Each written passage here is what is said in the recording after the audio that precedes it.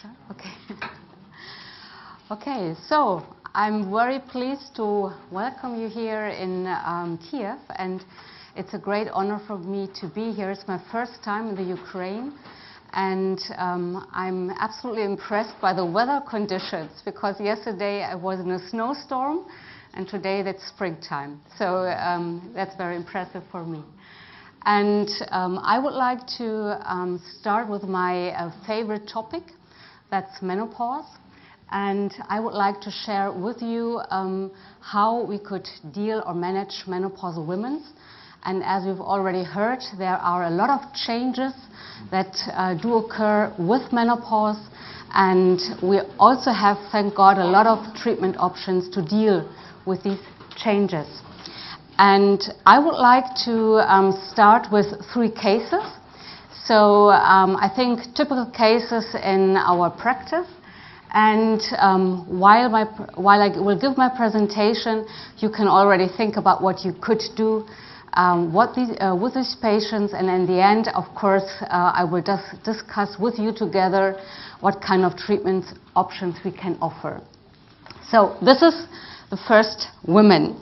She's a 50-year-old perimenopausal woman presenting with depressive symptoms, hot flushes, and sleep disturbances. And she does not want to have hormonal therapy. Second patient. She's also a 51-year-old breast cancer survivor. She's taking aromatase inhibitor therapy, and she has hot flushes, and she's asking you what you could do about it. And the last and third patient, that's a 55-year-old postmenopausal woman. She has a personal history with venous thromboembolism, and she also has hot flushes, and she asks you what kind of treatment is possible for her. So now we can think about our 3 women, and while we are doing this, I would like to start with going a little bit more into detail about menopause and the treatment options we have. So here on this slide, you can see what we can call highway to menopause. You can see here, this is when menopause actually occurs on average with 51 years. But the time until a woman reaches menopause takes a couple of years in general. So coming from the late reproductive stage, a woman enters the early menopausal transition, and she usually is around 47 years old during this stage.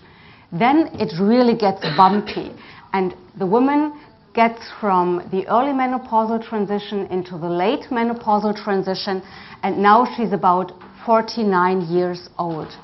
And the most important characteristic of these reproductive stages are the changes of the bleeding pattern. So when she enters the early menopausal transition, she will have more irregular menstrual cycles. She will skip cycles from time to time, but more or less there is a menstrual cycle which she can document, for example. But then when she gets into the late menopausal transition, the menstrual cycle is really disrupted, meaning that sometimes a woman does not have any periods anymore for a couple of months, and then suddenly a menstruation occurs again. And sometimes it's possible that there's no menstruation for up to 11 months, and the woman thinks, oh my God, that was already it, and suddenly there's a menstruation again, and she knows that was not menopause yet. So when we see a woman for consultation in our practice, usually there are 2 topics that she will address. The first topic is her symptom. And this can vary. So there might be symptoms like hot flushes, sleep disturbances, then mood disorders, also urogenital changes, and this is more or less what she comes for as an acute symptom, in which she would like to manage with us. And then it's possible that at the same time she has concerns. She has concerns about her bone health, she has concerns about her cardiovascular risk, or she might have someone in her family that has been diagnosed with dementia, and she's very afraid of someone also having dementia.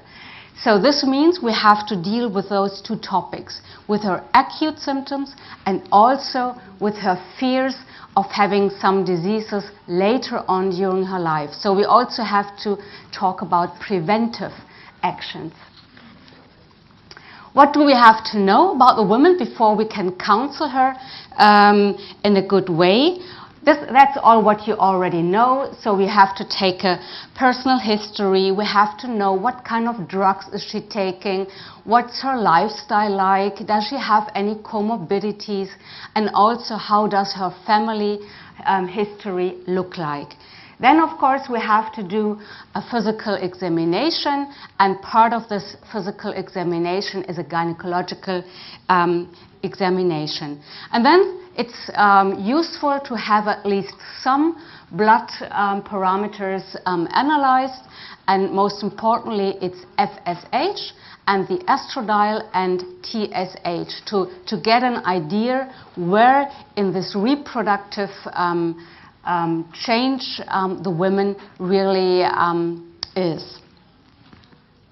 So after we have done this, there's like a, let's say, like, no, it's not a game, but that's how the procedure is, at least in our clinic. So usually when a patient comes to me for the first time, the nurse will have a look at her and will take her blood pressure, will take some blood, and will also measure her body mass index. And then she will receive the questionnaire menopause rating scale. So that's a validated questionnaire and addresses several menopausal symptoms. And the woman has the opportunity to make a cross here to indicate if she does not have the symptom at all, or if she has the symptom in a very severe manner. So, and this helps me when the woman gets to me then to see on one side what is the most bothersome symptom at first sight for me, and I can already decide where I will put the focus on. So then, as I already said, I will take the personal and the family history, do the ultrasound to see how the endometrium looks like, and then we will define what I call a wish list. So I ask the woman, what's your number one wish on the wish list? And then number 2, number 3, and sometimes women have only 2 wishes, and sometimes women have 10 wishes. And for me, it's important to have this wish list, because then I know what is the number one priority for this woman, and I can talk about different treatment options with her. And then we are defining the rules, so how the procedure is going to be like, and then we will start.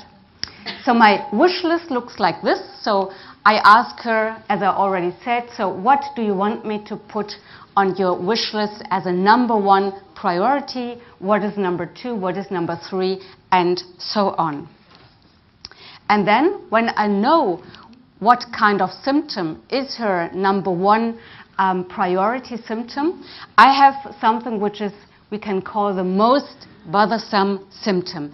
And depending on this symptom, I can offer her different kind of treatment options.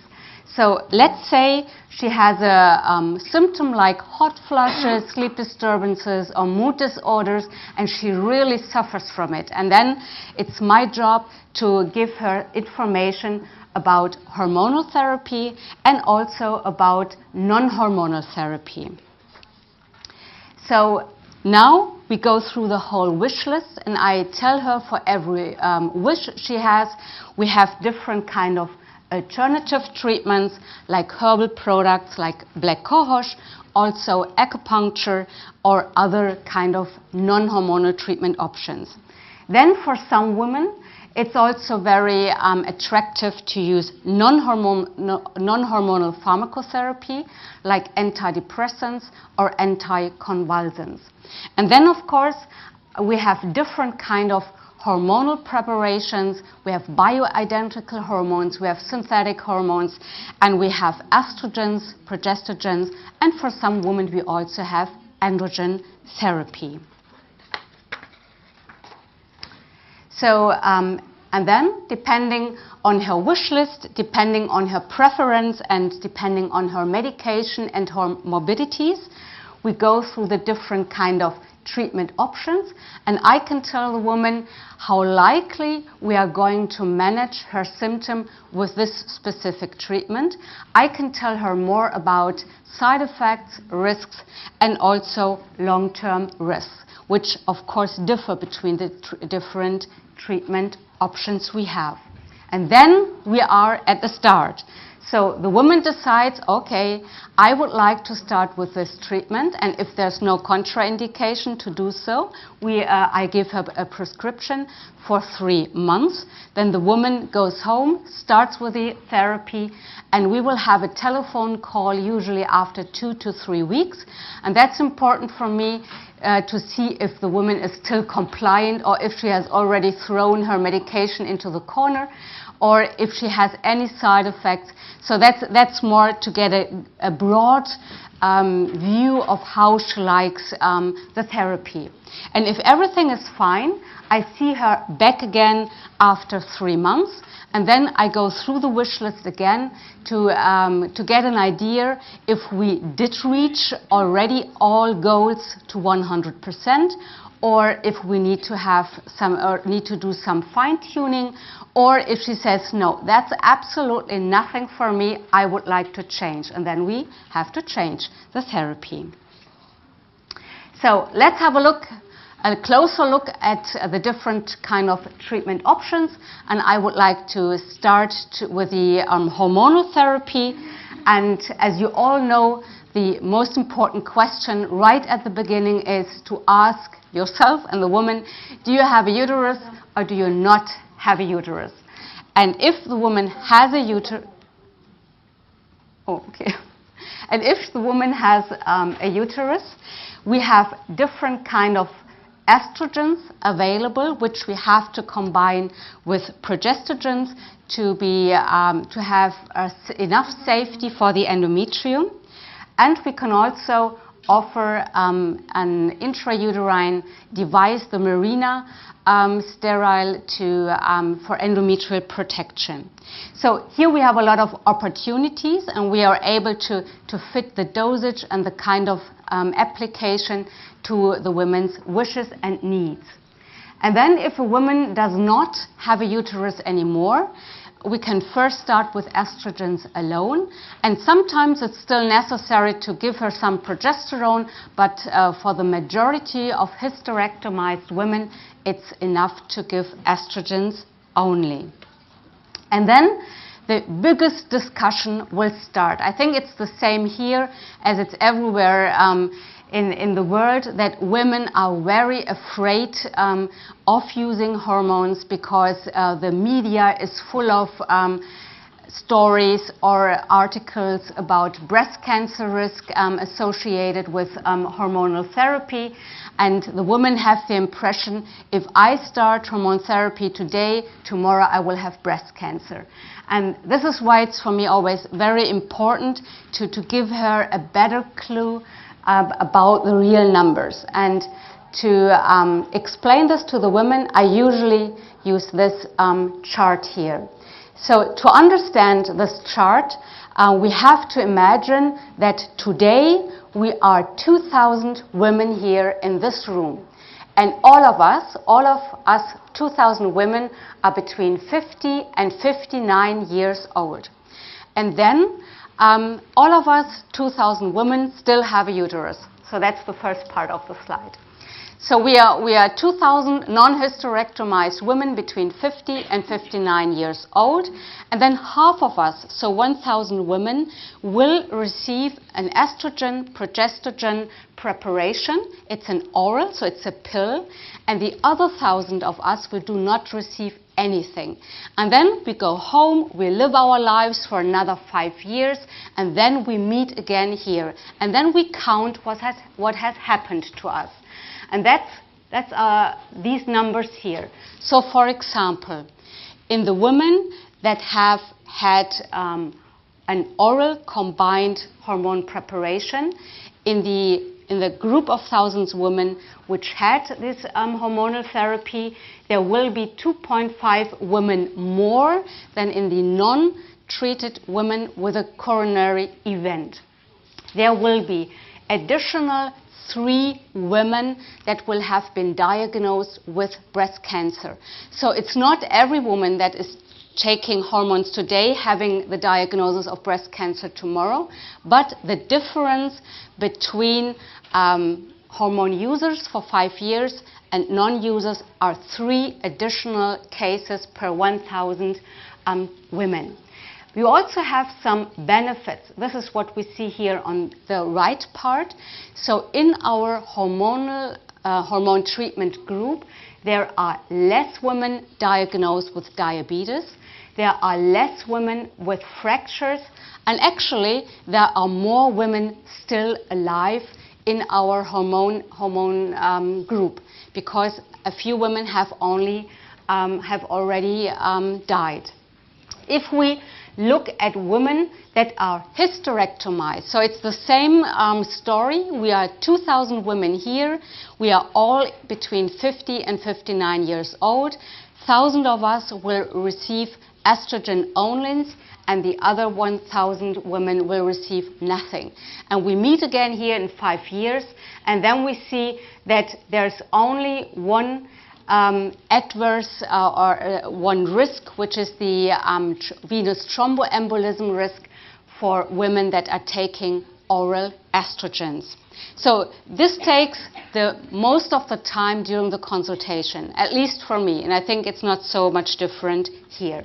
So then I have like a pro and con list for the women, and I can tell her on the pro list there are the acute symptoms, but as we've already discussed, there are also some cons, some risks associated with hormonal therapy, such like venous thromboembolism, strokes, and breast cancer risk, depending on the duration of hormonal treatment.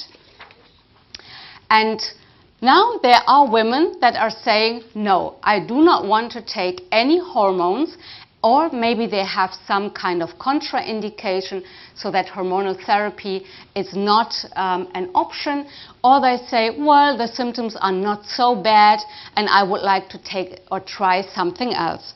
And that's the moment where we can talk about alternative therapies.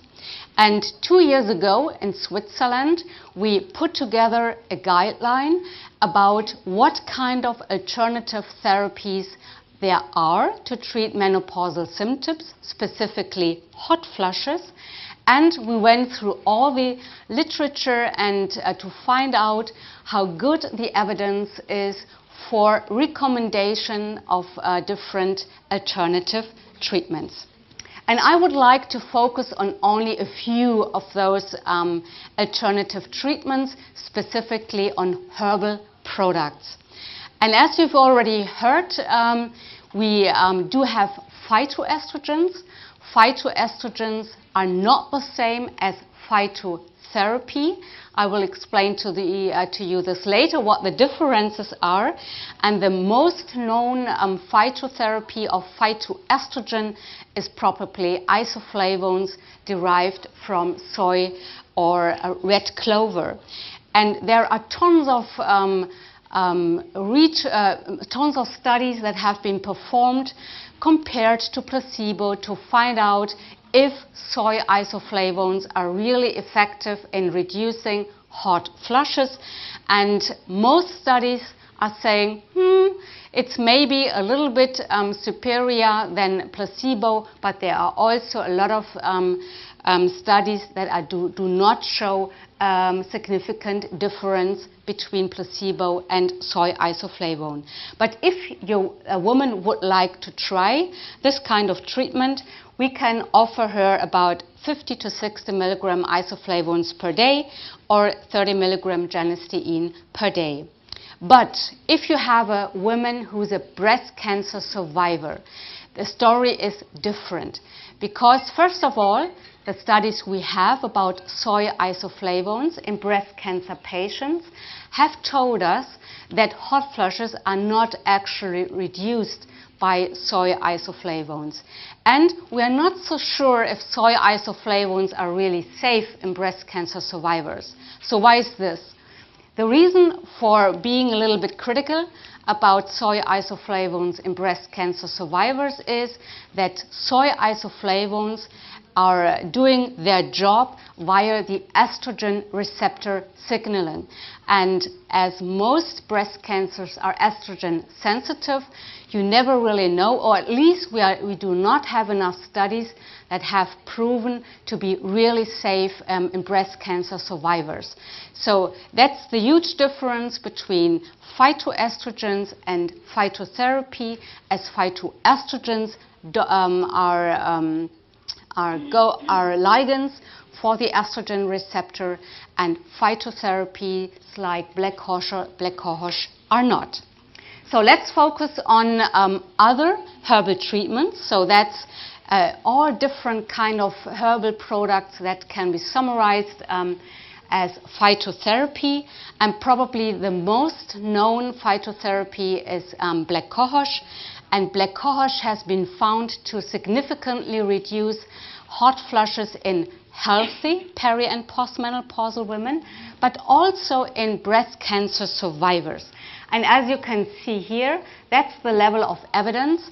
And a level of evidence 1B says there is enough scientific literature out there that has proven this statement that black cohosh can be used to treat hot flushes. So what is black cohosh? It's this plant here. So maybe it does not look like you would like to eat it immediately, but it has been used for a couple of, well, not even hundreds of years for different kind of indications. But right now, it's worldwide. It's more or less used to treat menopausal complaints. And most importantly, let's go back.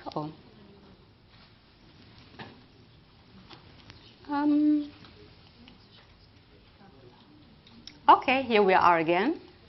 Okay, so the most important, when we look at regulation worldwide, there's a huge difference, and that's important to really understand the differences that occur in scientific studies.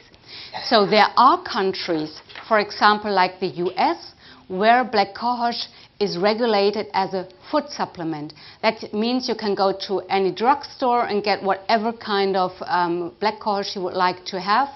And being regulated as a food supplement means that it's not so dramatically difficult for a company to have it on the market, because it's not the FDA who is regulating the food supplements, so it's much easier for a company to have it on the market. But of course, the safety and efficacy issues that usually which usually, for example, the FDA or other authorities are giving us to have a drug on the market, that's not true for supplements.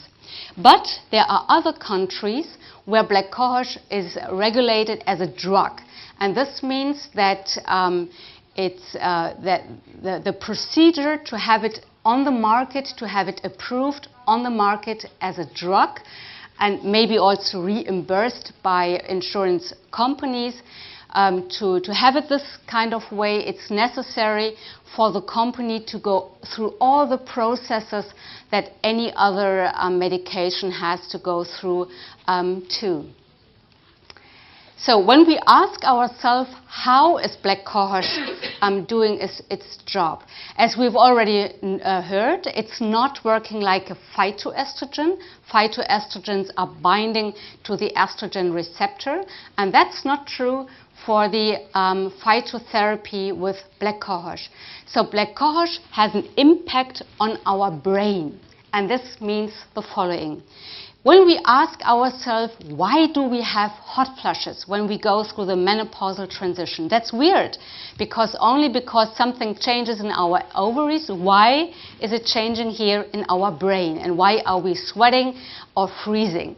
And the answer is that when our hormonal milieu changes, also our neurotransmitters here in the brain will change. And the neurotransmitters are controlling our temperature regulator in the brain. So if women have hot flushes, this means that her so-called thermoneutral zone is very thin. So every time the temperature changes a little bit, the woman freezes or sweats or freezes and sweats. So it's always a regulation up and down. And if a woman does not have hot flushes, her thermoneutral zone is a little bit bigger, so little temperature changes are not contra-regulated all the time. So that's why we have hot flushes when we step onto the menopausal highway. And there are several studies that have looked at the way of action of black cohosh, specifically on several neurotransmitter levels. And those studies, they were performed in cells, but they were also performed in animals. They were able to show that indeed black cohosh has an impact on neurotransmitter and neurotransmitter receptors, and that by interfering with the neurotransmitter metabolism, black cohosh may have an impact on our thermoregulation. So, of course, now we would like to see if this really translates into clinical practice. And then if we go into PubMed and type in black cohosh and, of course, Cochrane review, because that's always our Bible, I would like to say, then we see the following results. There's indeed a Cochrane analysis from 2012, and they found 16 randomized controlled trials in more than 2,000 peri- and postmenopausal women. But their conclusion is a little bit frustrating, because they are saying the studies were so heterogeneous that we actually cannot conclude anything about efficacy on hot flushes. So that's frustrating. And of course, it's worth to have a closer look at the Cochrane analysis. Although it's our Bible and we think it's almost holy and we are not allowed to criticize Cochrane analysis.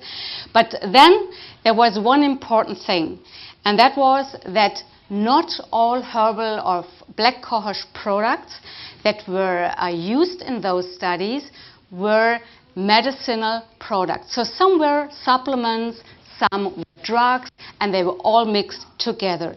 So then a reanalysis of these Cochrane randomized controlled trials was performed, only including those studies that actually used black cohosh as a medicinal product. And then what was found is that now, when we are using a product that is regulated by authorities and which is really a drug, then it was found what we would have expected, namely a significant reduction of hot flushes, and the recommended dosage is about 6.5 milligram extract per day.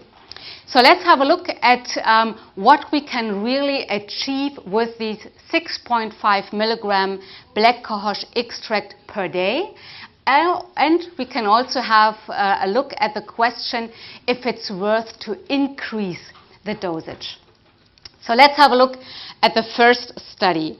So this is a study in more than 500 women, and they were all treated with 6.5 milligram black cohosh for up to 4 months.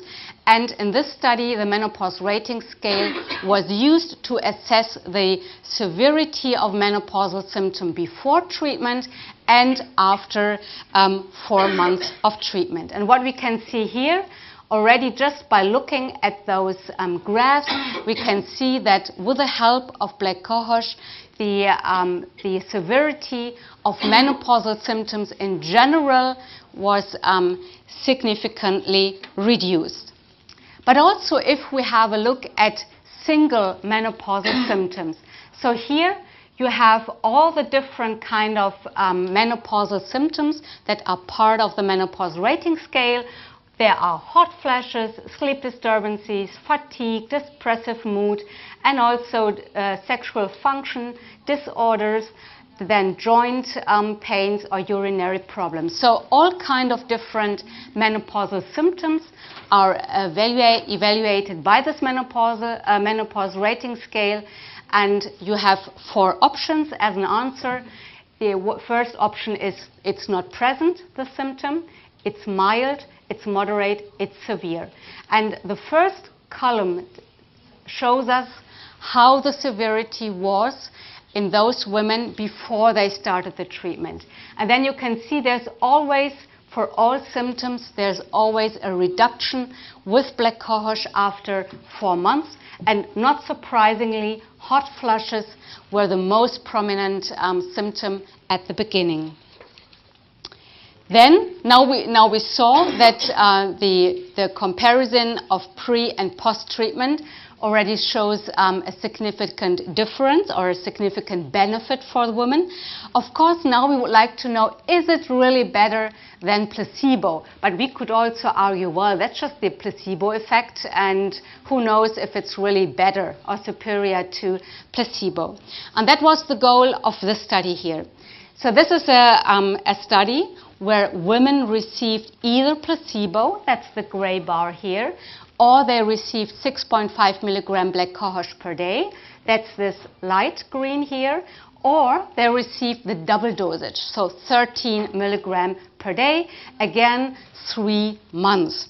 And what happens here is we see that compared to placebo, both active treatment groups, so the low dose with 6.5 milligram and also the high dose with 30 milligram, significantly reduced menopausal symptoms. And also, not only menopausal symptoms were significantly improved by both dosages, but also the quality of life that was also assessed in those women. And quality of life was significantly better for those women using black cohosh at 6.5 milligram and also for those using 13 milligram per day in comparison to placebo. But the quality of life index did not differ between the high and low dose of black cohosh. Now, this was only a study for 3 months, and of course you would like to know, or the patient would like to know, how is it going to be after 3 months? Because if it really works, I do not want to stop my treatment then. And can I maybe expect even some more benefit after 3 months? And that was the question of this study here. So this was performed in more than 400 women, and they were treated with 13 milligrams, so the high dose of black cohosh for 3 months, and the other half only received placebo. So these are the results for the first 3 months comparing placebo and 13 milligram of black cohosh. And no surprise, after 3 months, the symptom severity was significantly reduced by black cohosh. But then, the women that had received 13 milligram of black cohosh per day, they were split again into 2 groups, and one group received 13 milligram for another 6 months, and the other group received 6.5 milligrams for another 3 months. And the question was, do they keep the level of symptom intensity, or are women that are still treated with a 13 milligram dosage, do they still have more benefits? And the answer is yes.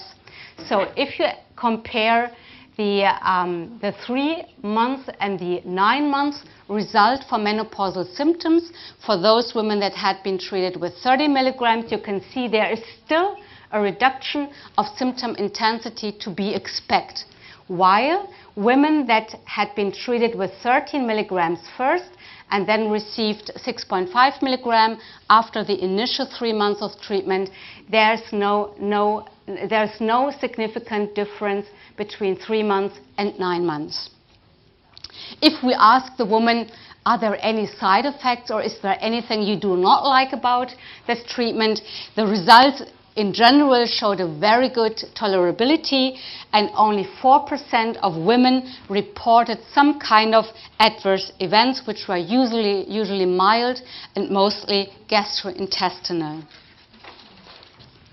And of course, as always, in a lot of studies, patients and doctors are asked, how do you like the product? Do you think it's well tolerated? Do you think it's efficient?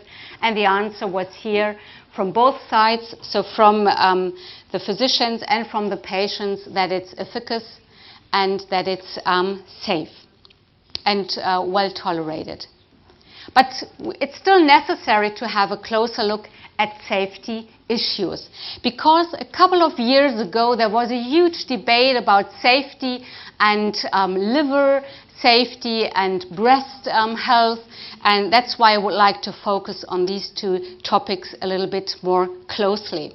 So let's start with a focus on liver, because oh no, let's do it the other way around. We focus first on breast.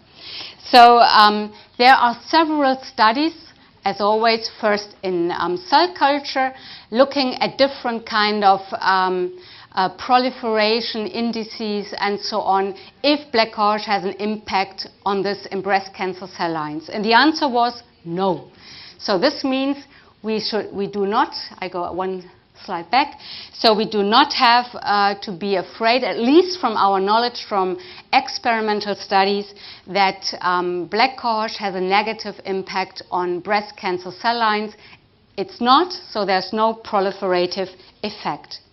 Now when we have a look at studies in humans, it's actually the same.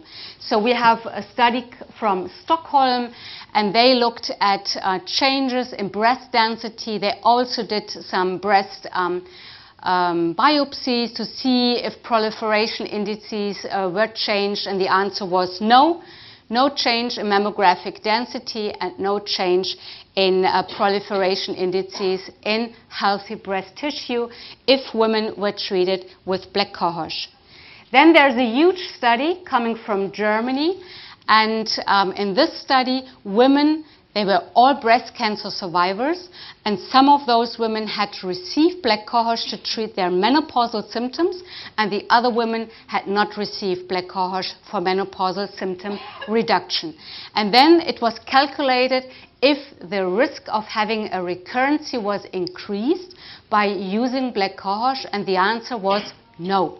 So no increased recurrence risk with using black cohosh after having been diagnosed with breast cancer. And also there's another study coming from Germany, where it's a case control study comparing breast cancer patients with not or healthy controls, and here again the authors were able to find a protective effect of black cohosh on the breast. So altogether we can say that there's no evidence that black cohosh has any negative effect on the breast, in healthy breast or in breast cancer survivor patients. Okay, so for the breast we can be quite sure that it's safe. Now we will focus on liver. And indeed, a couple of years ago there was some kind of debate about whether black cohosh may have an increased risk for having some kind of liver damage. And those cases that were reported to have some kind of liver problems were all analyzed, and it was not possible to really find a causality between black cohosh intake and a liver problem. And again, the black cohosh preparations were very different. Some were food supplements, some were drugs. The dosage range was very huge, so it was not possible to really say there's a real connection between using black cohosh and a liver problem. So that in the end, there were several studies looking at these issues that in the end they were saying, well, it's not possible to be, or it's not necessary to really be afraid about black cohosh and liver function. Only be cautious if someone already has a liver problem. Then it's probably not the best idea to just start whatever of dosage a woman would like to take. And now, for the next couple of minutes, I would like to talk about a very, fascinating future direction we might have with black cohosh, and that's the impact on metabolism. So, because usually if we talk about alternative therapies like herbal products, we usually only think about acute symptoms.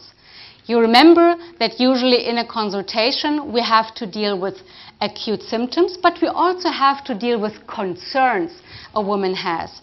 And one concern might be body weight gain.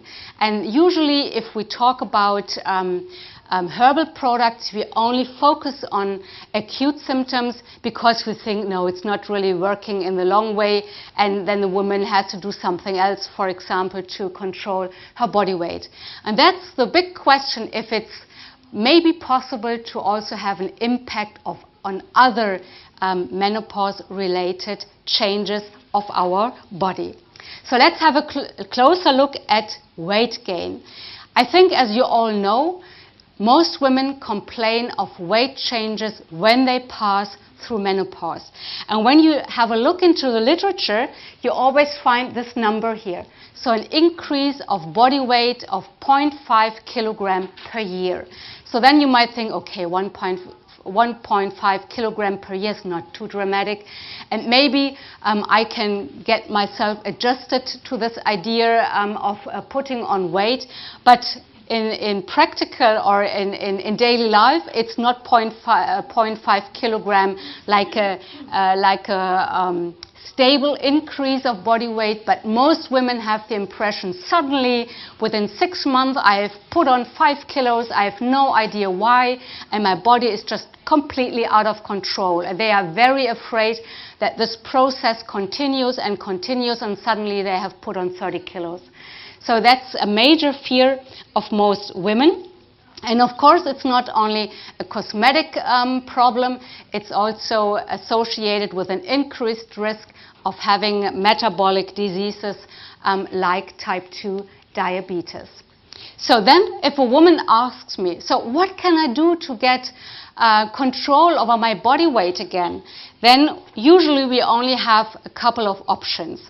So we have the official option, lifestyle, which means you have to work out a lot, you have to have a healthy diet, whatever this means. But so this is always focused on somehow to control what we eat, control how much we move. And this, of course, is always the basis, that's for sure. But on the other hand, if we only offer this, most women would say, I'm already doing this and it's not helping at all.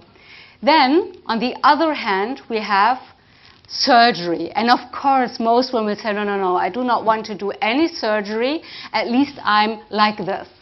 So, and then the question is, what do we have in between lifestyle and surgery? And of course, we have some kind of medication. We can offer hormone replacement therapy, which stabilizes body weight, but which is not actually reducing body weight. Then we have some kind of psychopharmacotherapy, but these have other side effects again. So most women say, no, I don't want to take any antidepressants or something like this for body weight control. Then we could choose metformin. Metformin, which is officially approved for diabetes therapy, but which also helps us to reduce body weight at least a little bit. So none of those treatment options are wonder treatments, but at least they can help us a little bit. But the big question is, are there also herbal products available that might help us to stabilize or even reduce our body weight. And that's the interesting and fascinating option we might have with black cohosh. So if we look at how metformin really works. So metformin is a regulator of energy balance within or of the enzyme which regulates our balance in our cells. And there are a lot of actions of metformin that actually help to improve metabolism, which in turn helps us to reduce body weight a little bit. So the hypothesis is that maybe black cohosh has the same or a comparable mode of action comparable to metformin. So the key enzyme is this tiny thing here, AMP kinase. So that's the regulator of our cell energy. And to find out if this is really true, a lot of studies were performed. And the first studies, as always, were performed in cell cultures. Cell cultures of the liver, of hepatocytes, cell culture of brain cells. And what these studies were able to show is that if those cells were treated with black cohosh, there was a shift in how the cells generated energy. So there was a shift from mitochondrial energy production to glycolysis. And glycolysis always needs a little bit more energy to be effective than mitochondrial energy production. So we could see here from the studies in cell culture that obviously black cohosh was able to shift how energy is generated within the cell. And then again, a next step was performed to compare it to metformin. So we are still within cell culture. Now we have hepatocytes, they were treated with metformin, and we have hepatocytes that were treated with black cohosh at different dosages. And this very nice enzyme, the AMP kinase activity, was evaluated. And the higher the activity, the better, because a higher activity of AMP kinase means that there's this energy generating shift which we would like to have. So what we can see here is that indeed, as already thought, metformin increases the activity of this enzyme. What we also see is that black cohosh also increases the activity of the AMP kinase in a dose-dependent manner.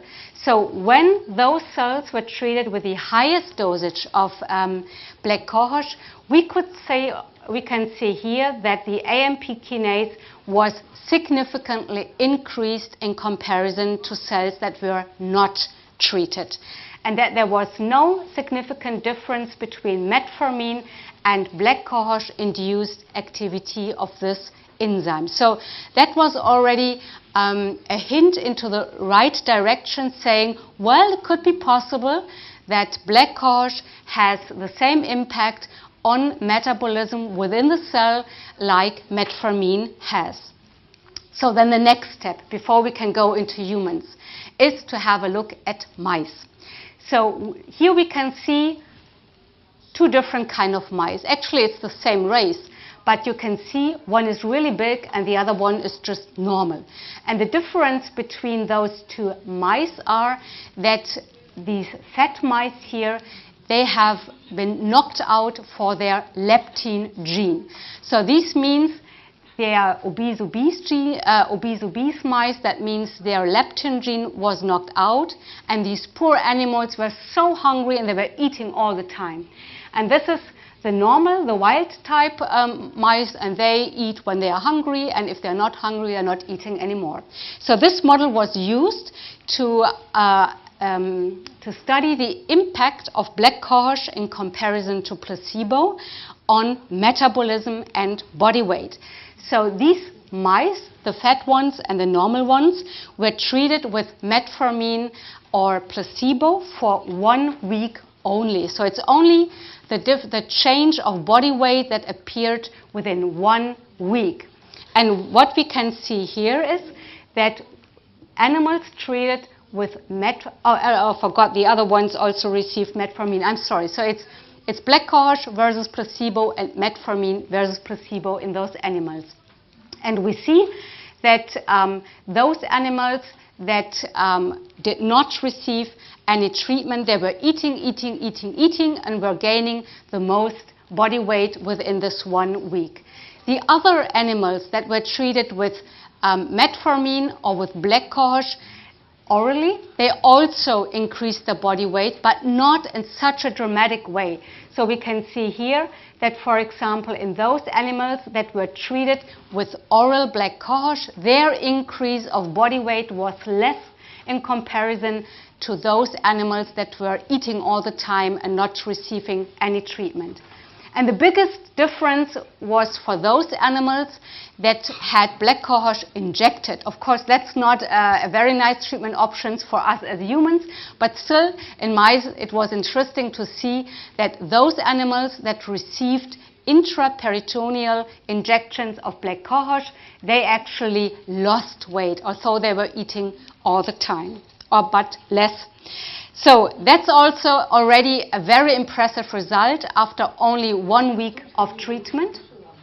And if we have a look at metabolism of insulin and sugar within the blood, we could also see in those same mice that depending on the dosage they received of metformin here or black cohosh, either orally or intraperitoneally, that their metabolism of insulin and glucose improved after 1 week of treatment. And now, after having the results from cell culture and animals, of course, the next step is to ask what is happening in women if they are using black cohosh. And that was the question of a study we performed in our clinic. So that's a retrospective study. We called the study Symbolic. And we analyzed all women that came for consultation since 2009 to our clinic, because that was the point when I started working in this clinic. So all women that came for first consultation from 2009 until 2016 were put into a data bank. And then we checked if the women came again. And of course, we wanted to have some parameters of metabolism and body weight and BMI of those women. So we went through all the records we had of those women. We had like about 770 women that presented for the first time in between this time period for menopausal symptoms. And then unfortunately, we did not have a follow-up for all women. We wanted to have a follow-up for at least 1 year to have the opportunity to compare pre and post results.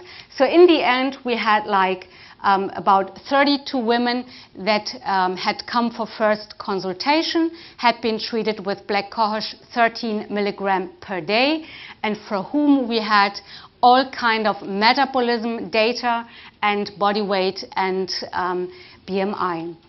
And also we had like 142 women that were treated with hormone replacement therapy. So these were the two treatment groups we could compare to each other. Importantly, at baseline, the two groups, so the black cohosh treated group and the hormone replacement therapy treated group, did not differ. They did not differ in respect to BMI, body weight, metabolic parameters, and also did not differ in respect to menopausal complaints. And then in both groups, we could see that there was no change in body weight, serum lipids, glucose, insulin, and insulin resistance after 1 year. Now you might think, oh, no result is a bad result, but that's not true.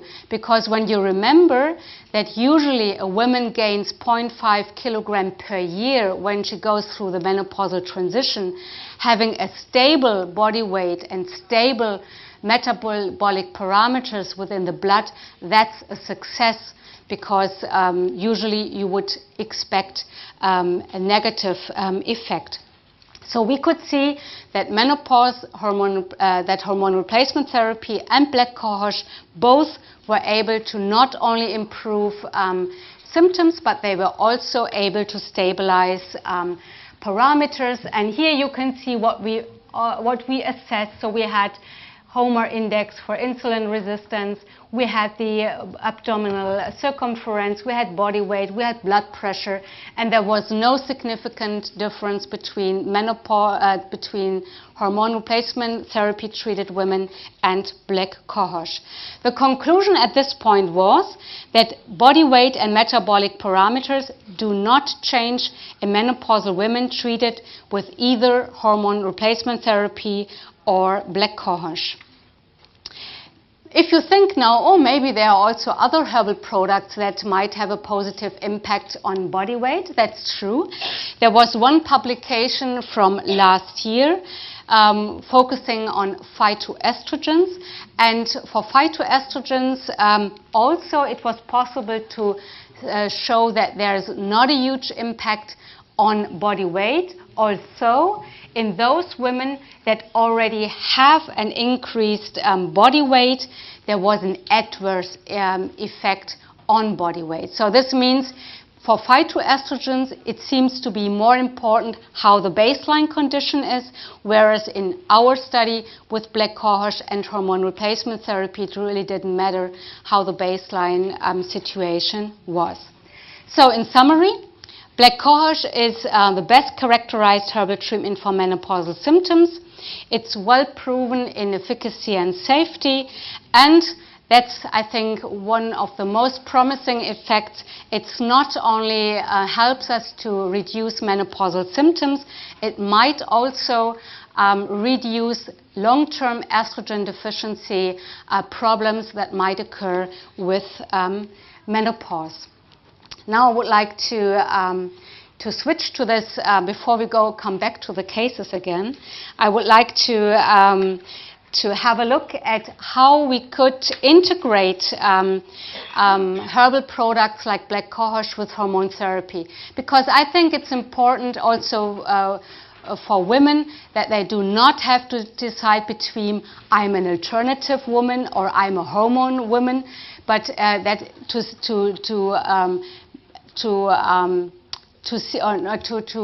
explain it to women that it's possible to use both, that it's always possible to change their mind depending on how the symptom severity is. So if we go back to the menopausal transition or the hormonal aging of women, we see here that during the menopausal transition the estrogen levels are decreasing, and after menopause the estrogen and progesterone levels are quite low. Here we have a lot of symptoms that might occur during this time of aging, and there are also different kind of risks that might occur maybe a little bit later, not directly during the menopausal transition. And we have the option, depending on the severity of the symptoms, to maybe start first with some kind of lifestyle interventions.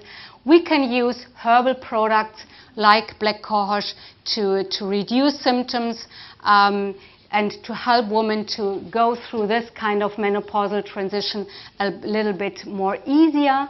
And we also have the option to combine. So we can also, maybe at the beginning the woman says, a herbal product like black cohosh is fine, I really have the impression it's helping me, and then maybe a couple of years or months later we have the impression we would like to combine it with hormones or something else.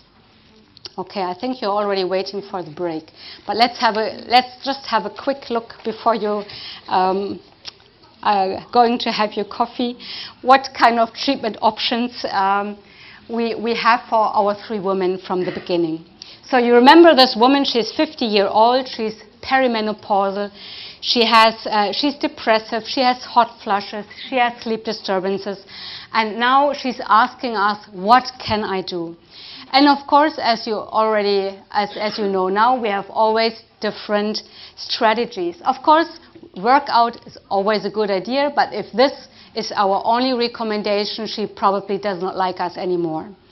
If you want to try something from the alternative section, we can try black cohosh at 6.5 milligram or 13 milligram. We can combine it also with other herbal products if, for example, not all symptoms are effectively reduced.